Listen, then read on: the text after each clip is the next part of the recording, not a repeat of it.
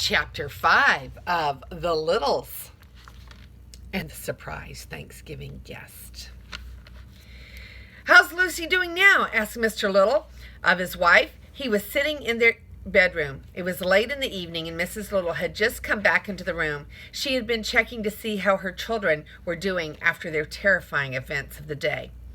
"She's finally sleeping," whispered Mrs. Little. "For a while there, I thought that she was going to go into shock, but she's a very brave little girl.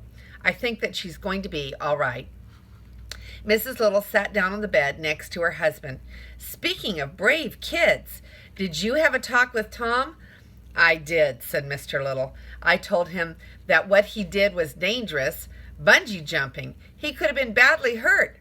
"What else did you tell Tom?" asked Mrs. Little. "What could I tell him? He saved Lucy's life. He risked his own neck with no thought for his own safety. I want to be angry with him for being so reckless, but I can't. I'm very proud of what Tom did, and I told him so." "That's good," said Mrs. Little. "I'm proud of both of our children. It's good to know that in tough times they can be so helpful and fearless." "We've raised two great kids," Mr. Little agreed. He paused for a moment, and then he said, "I've been thinking about what happened in the basement today.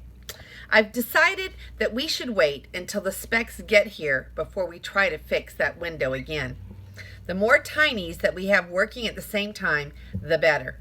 The ones who aren't actually putting the window back together can help by standing guard while the rest of us fix it. Does that sound like too much to ask of our house guests?" "No, I think that's a fine idea," said Mrs. Little. She looked down at the bedspread for a moment and then up at her husband.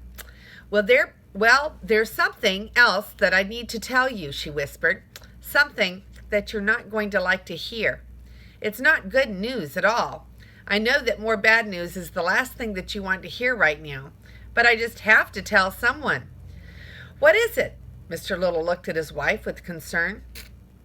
"I heard Mr. and Mrs. Big talking this afternoon while everyone was in town in the basement. They were talking about all the mice that they've seen in the house lately. They were saying that they wanted to get Henry a dog for some time now. They could make Henry happy and get rid of the mice at the same time. They want to get him a terrier as a present on Thanksgiving Day." Mr. Little said. "A terrier, huh?"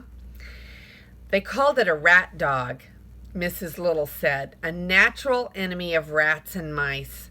Mr. Big said that sort of dog will go after any little creature with a tail. Once the animal is in its teeth, the dog shakes it into little bits." Mrs. Little looked very upset.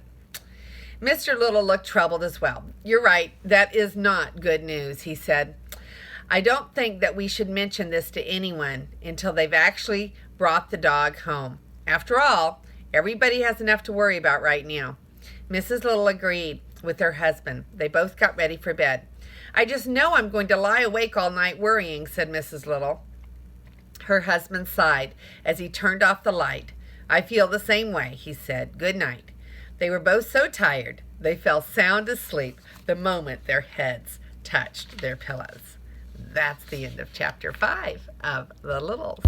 And this is Grandma Carla, and I love you.